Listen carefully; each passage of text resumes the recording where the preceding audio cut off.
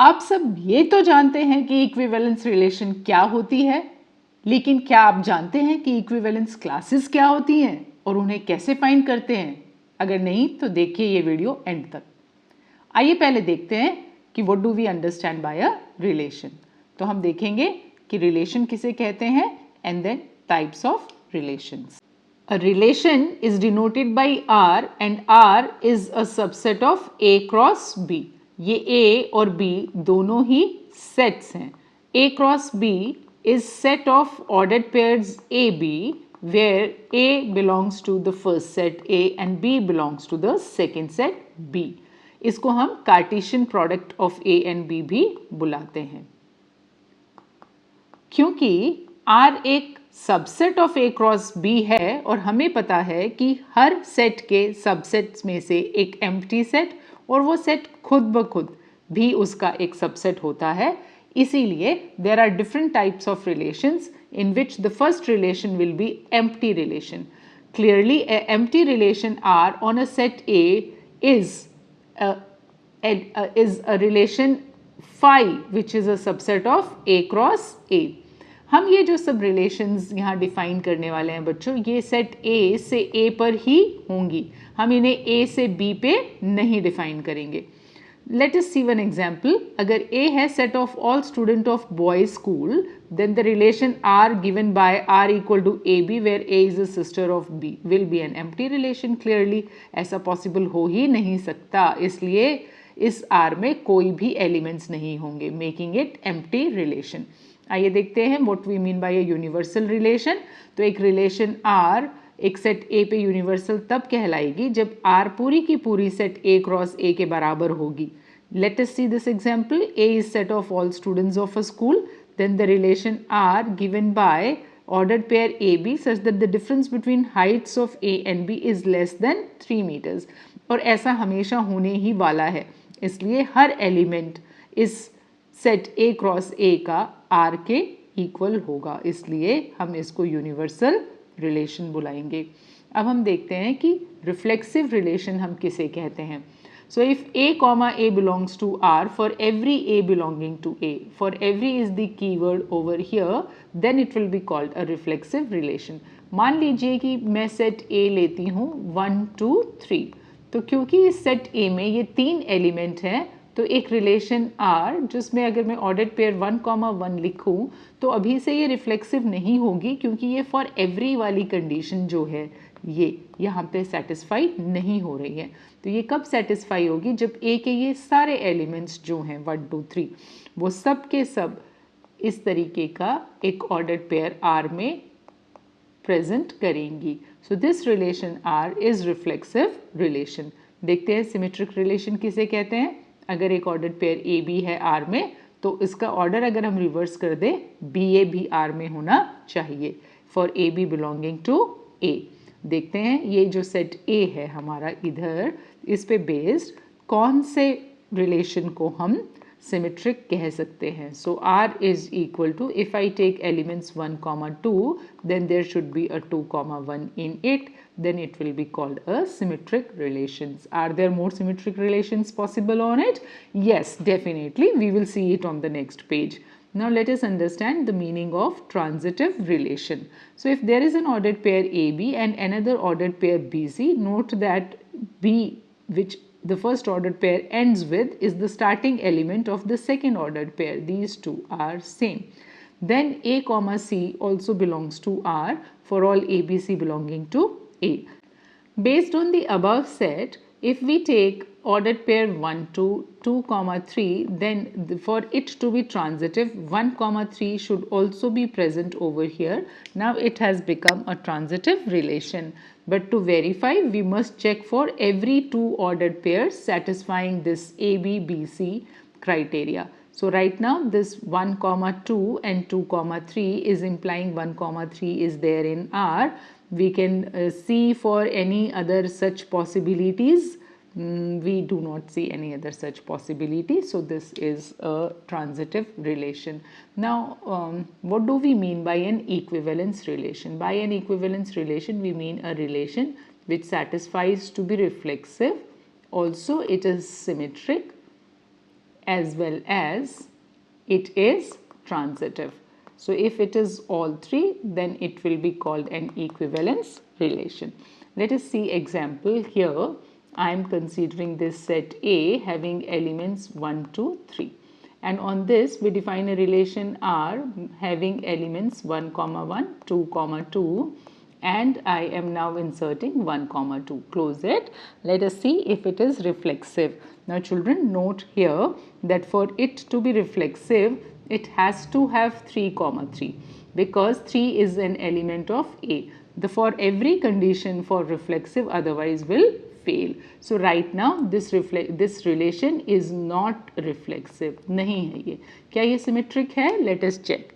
Symmetric ये होने के लिए 1, 2 अगर present है तो इसका 2, 1 भी यहाँ पे होना चाहिए. तो क्या ये symmetric है? नहीं. Right now we can see it is not symmetric. Transitive check करने के लिए हम ए बी और बी सी जैसे ऑर्डर्ड पेयर्स को कंसीडर करेंगे. तो इसमें कौन से ए बी और बी सी की तरीके के ऑर्डर्ड पेयर्स हैं? यहाँ पे है 1, 1, 1, 2. उसका रिजल्टेंट क्या आएगा? 1, 2 which is there in R. If I consider 1, 2, उसके साथ में मैं 2, 2 कंसीडर कर सकती हूँ. उसका रिजल्टेंट 1, 2 भी यहाँ पर प्रेजेंट है. सो ये हर तरीके से हम देख सकते हैं कि ट्रांजिटिव की कंडीशन को सेटिस्फाई कर रही है. तो ये जो फर्स्ट रिलेशन है बच्चों, ये रिफ्लेक्सिव और सिमेट्रिक तो नहीं है, पर ये ट्रांजिटिव यकीनन है.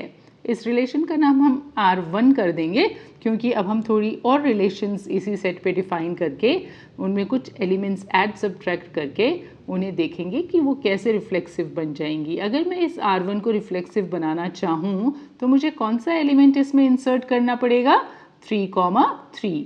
अब देखिए, अब A, प्रकार का हर एलिमेंट R2 में मौजूद है. जब मैं कहती हूँ ना A बच्चों, तो वो A एक arbitrary element of the set A होता है.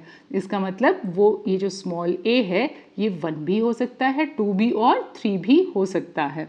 इसलिए इसको रिफ्लेक्सिव होने के लिए 1, 1, 2, 2, 3, 3 तीनों का ही यहाँ पे प्रेजेंट होना ज़रूरी है. अब देखेंगे कि ये रिलेशन जो मैंने अभी यहाँ पे लिखी है, क्या ये रिफ्लेक्सिव बन गई है अभी? हाँ, ये रिफ्लेक्सिव है. क्या ये सिमेट्रिक है? सिमेट्रिक ये नहीं है बिकॉज 1, 2 का 2, 1 को यहाँ पे प्रेजेंट होना चाहिए था. तो अगर अब हम करंटली देखें तो ये सिमेट्रिक नहीं है. क्या ये ट्रांजिटिव है? तो आप देखेंगे यहाँ पे ये ट्रांजिटिव है. ट्रांजिटिव में मैं एक मिथ आपकी क्लियर करना चाहूँगी कि ट्रांजिटिव के लिए और सिमेट्रिक के लिए इफ़ और देन की कंडीशन का होना बहुत ज़रूरी है. तो if that element of the type a b is there, then only we will check that b a is there for symmetric. मान लीजिए कि ये ए बी के तरीके का एलिमेंट वहाँ पे प्रेजेंट है ही नहीं, तो आपको बी ए उस तरह ढूंढना पड़ेगा ही नहीं. इसी प्रकार से अगर हम ट्रांजिटिव की बात करें तो इफ़ कंडीशन में ए बी और बी सी जैसे एलिमेंट्स होने चाहिए उस आर में, जिसके लिए आप एक ए सी की प्रेजेंस उसमें चेक करेंगे.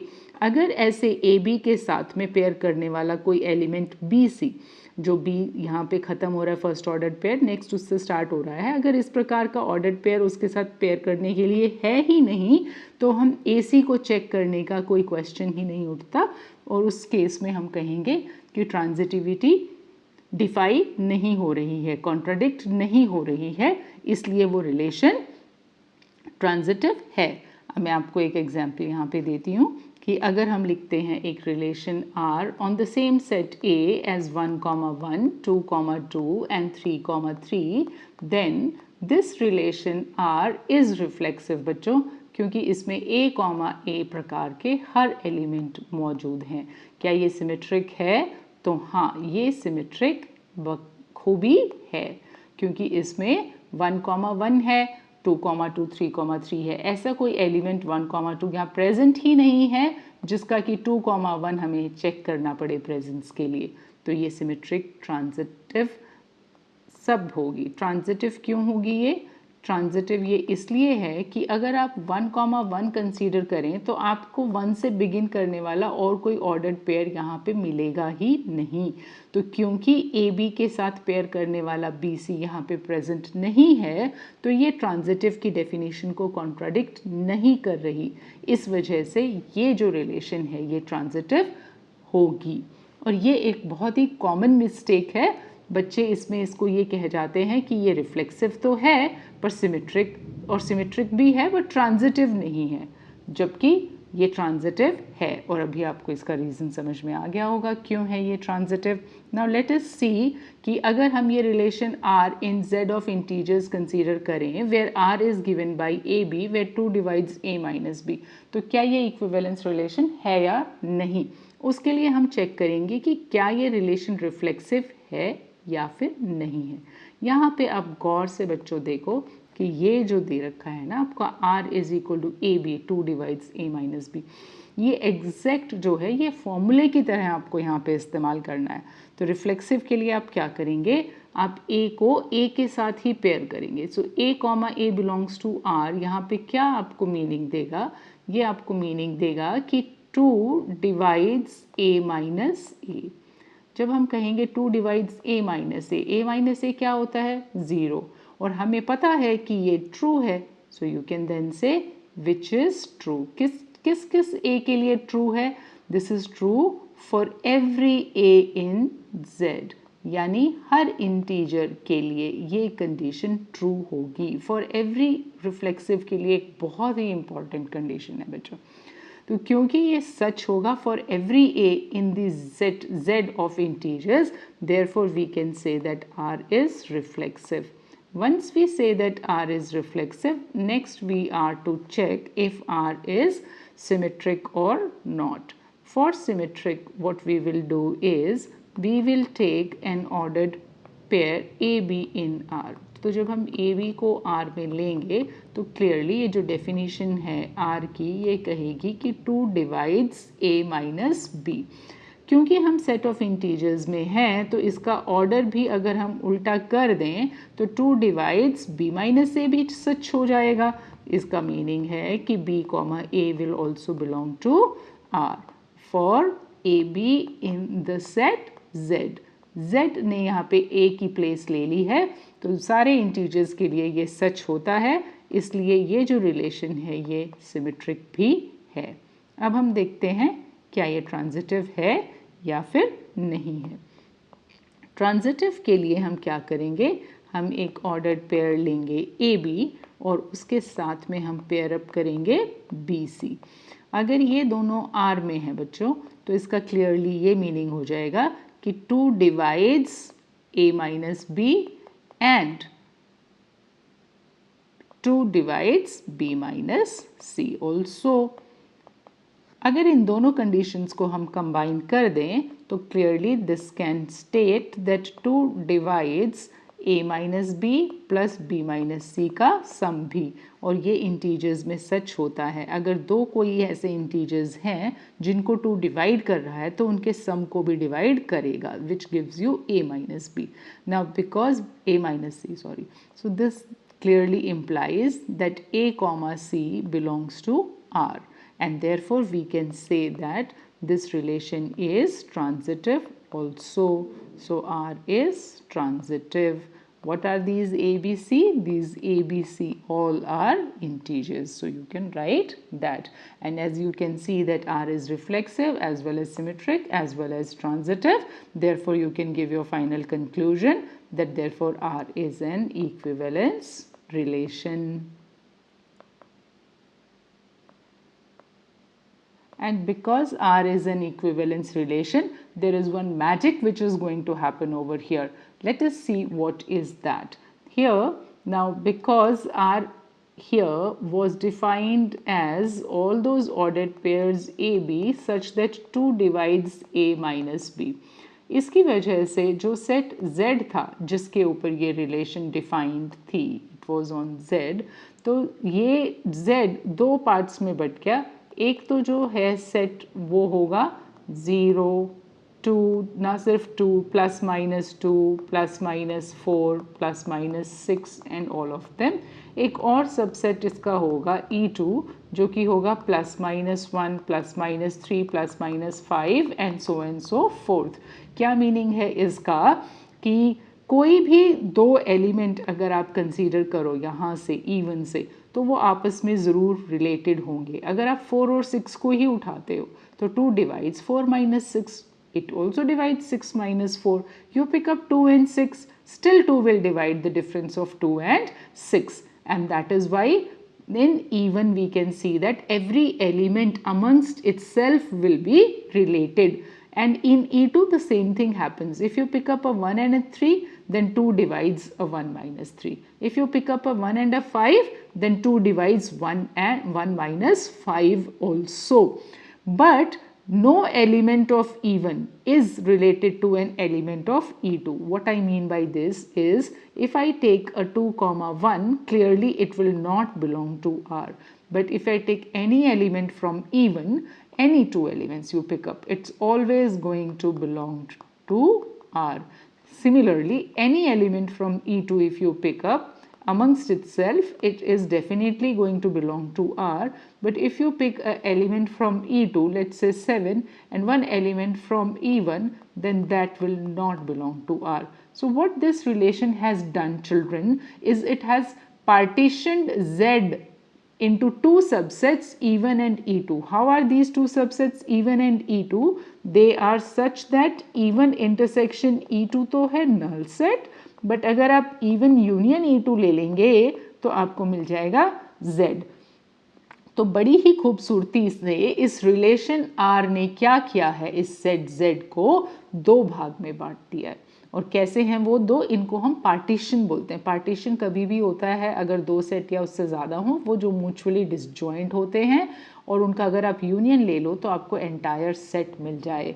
तो ये जो दो सेट्स बने हैं हमारे E1 और E2, इनको हम बुलाएंगे इक्विवेलेंस क्लासेस। और इसे देखिए बोलेंगे कैसे, समझने की कोशिश कीजिए। The relation R has partitioned Z, the relation R has partitioned Z into two equivalence classes. कौन सी हैं वो दो equivalence classes? To two equivalence classes, E1 and E2. Satisfying this criteria. I hope you have understood the meaning of equivalence classes. We have many examples which will make it further clear to you.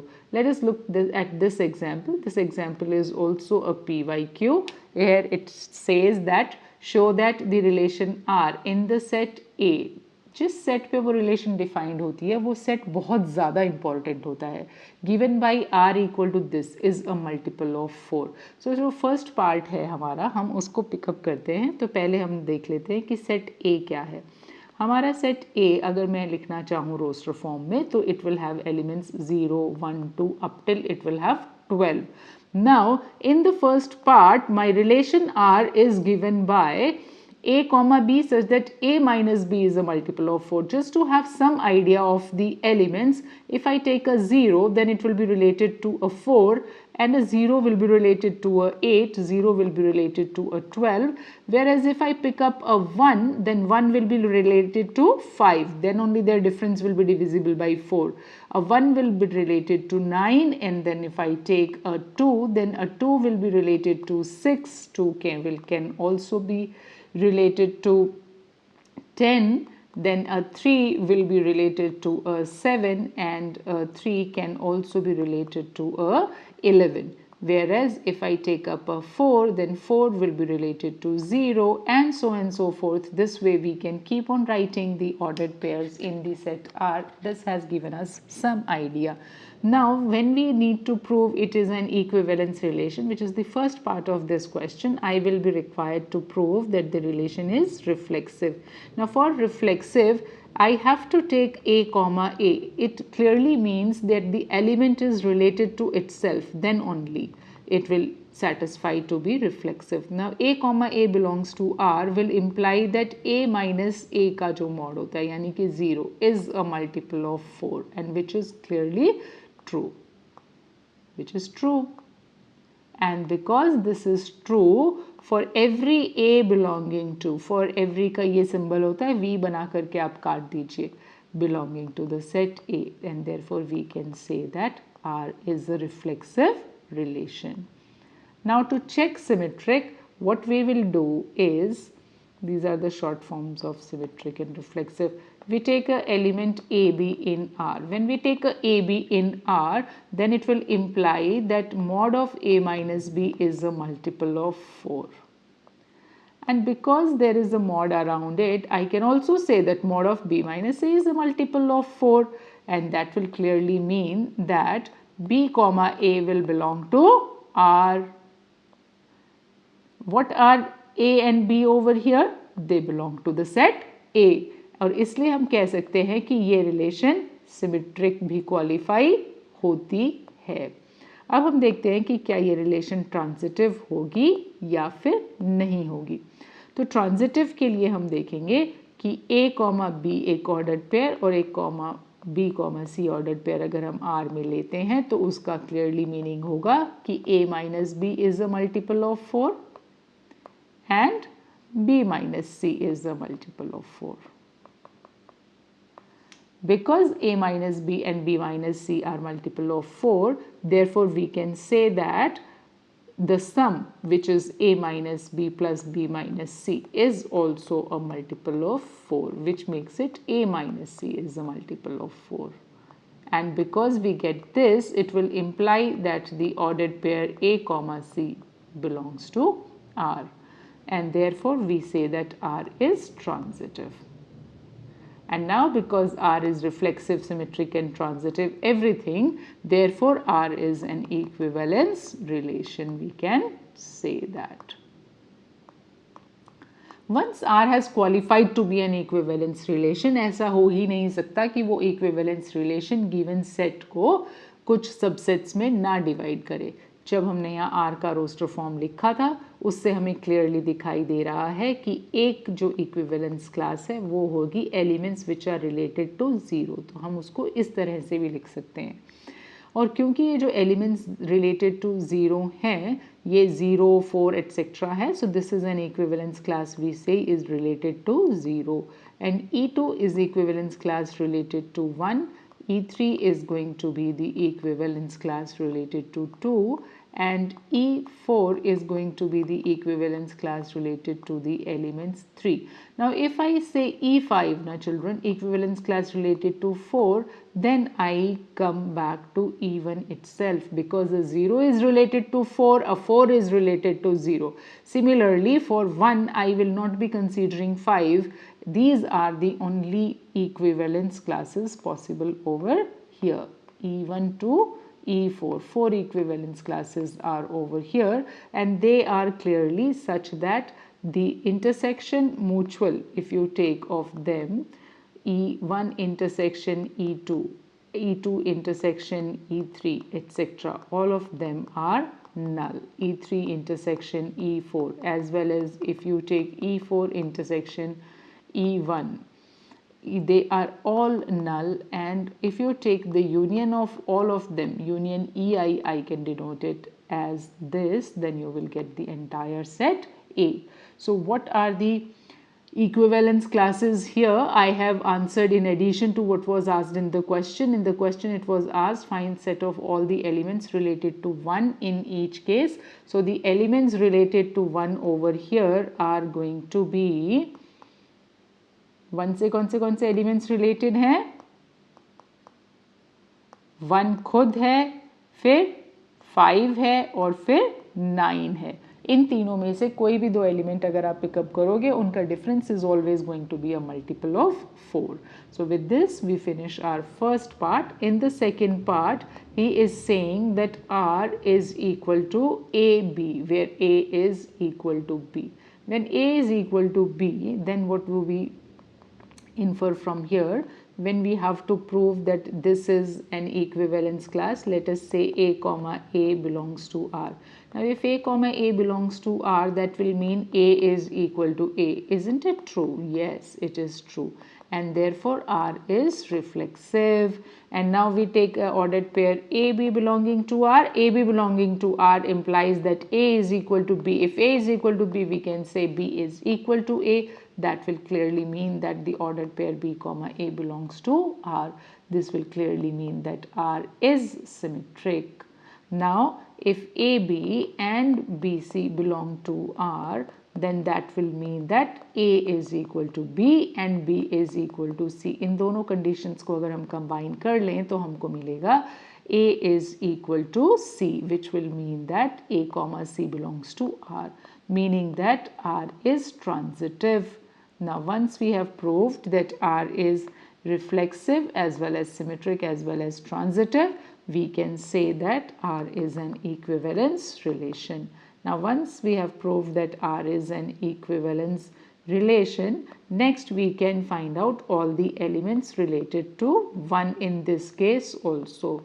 Elements related to 1 will be the ones which are equal to 1. So elements related to 1 are, only a 1 is related to itself because only 1 is equal to 1. 1 cannot be equal to 2 or to 3 or to 4 or 5 or 6.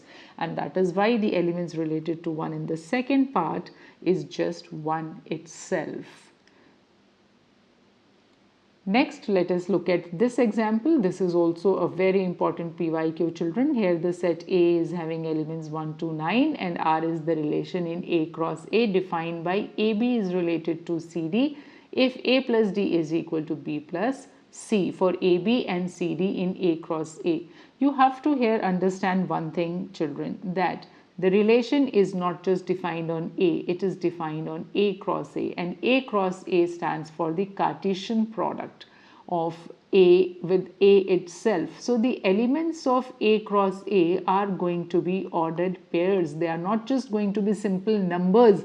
So when I take an arbitrary element in A cross A, it's going to be an ordered pair AB.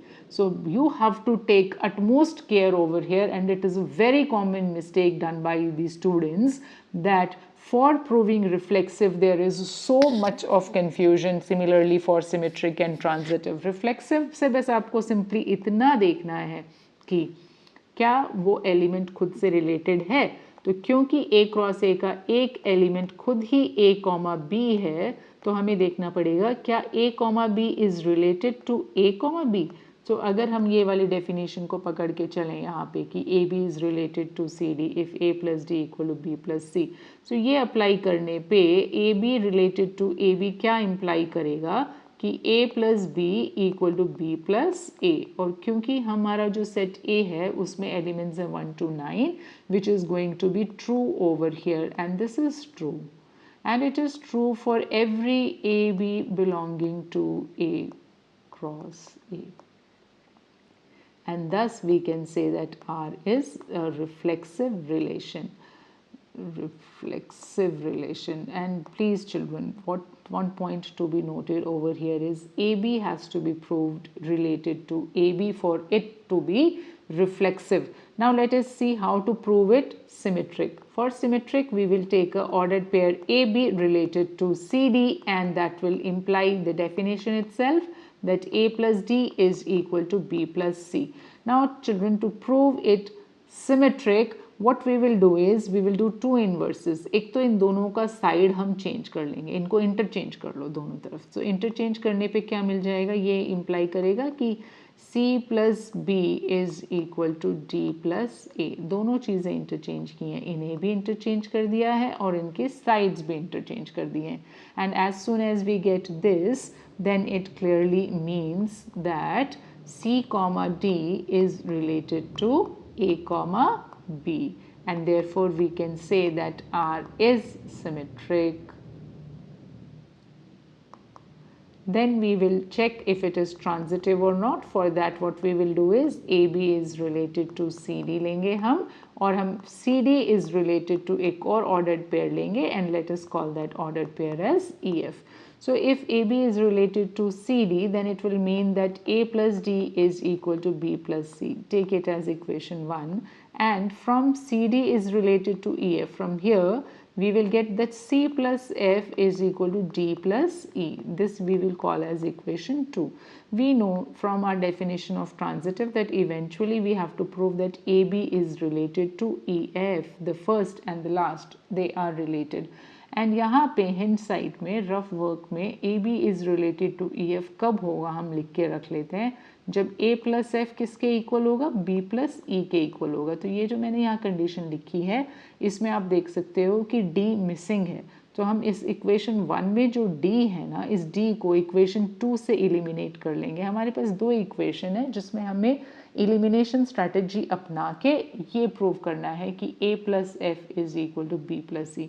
So from the second equation what do we get is from 2 we can write d as c plus f minus e. तो फिर क्या हो जाएगा हमारा equation 1 में, 1 will imply a plus c plus f minus e, इसको लिख लीजिए, is equal to b plus c. तो अब c और c दोनों तरफ से कट हो जाएंगे और ये जो है e नेगेटिव में इसको राइट साइड में लेके आ जाइए. So clearly we have achieved our goal that a b is related to e f, and because a b is related to e f therefore we can say that R is transitive. Now as soon as we prove that R is reflexive, symmetric and transitive, therefore we can comment that R is an equivalence relation. And because it is an equivalence relation, therefore it will divide the given set into many subsets called as equivalence classes. यहाँ पे इसने पूछा है obtain the equivalence class of 2,5. जब इसने हमसे पूछा है इक्विवेलेंस क्लास ऑफ 2,5 तो हम मान लेंगे कि let 2,5 be related to some a, b. So according to this definition you will get that 2 plus b is equal to 5 plus a. अब हम a और b के वैल्यूज़ यहाँ पुट करते रहेंगे और देखते रहेंगे कि कौन सी वैल्यू इसको करेक्ट बनाती है. तो अगर a 1 है तो राइट साइड का सम कितना हो जाएगा, 6. तो लेफ्ट साइड में सम को 6 बनाने के लिए b को क्या होना पड़ेगा, 4 होना पड़ेगा. अगर a की वैल्यू 2 है तो फिर b की वैल्यू कितनी हो जाएगी, 5 हो जाएगी. अगर a की वैल्यू 3 है तो b की वैल्यू यहाँ पे हो जाएगी 6. अगर a की वैल्यू है 4 तो b की वैल्यू यहाँ पे हो जाएगी 7. a अगर है 5 तो b विल बी 8 और अगर a है 6 then b will be equal to 9. इससे ज़्यादा हम यहाँ पे नहीं ले सकते एलिमेंट्स क्योंकि a और b 9 से ज़्यादा नहीं हो सकते. सो कौन से ऑर्डर्ड पेयर्स यहाँ पर होंगे हमारे पास, 1,4 will be related to a 2, 5, we are considering a 2,5 will be of course related to itself, a 3, 6, a 4, 7, 5, 8 and 6,9. These are all the elements which are related to the element 2,5. So it creates the equivalence class of 2, 5. In other words, we can say that this is an equivalence class containing 2,5. This is all about types of relations and equivalence relations and equivalence classes. If this video has made sense to you, then please hit the like button, share with a friend who is struggling with this topic, and subscribe to my channel for everyday practice in mathematics till the board exam day.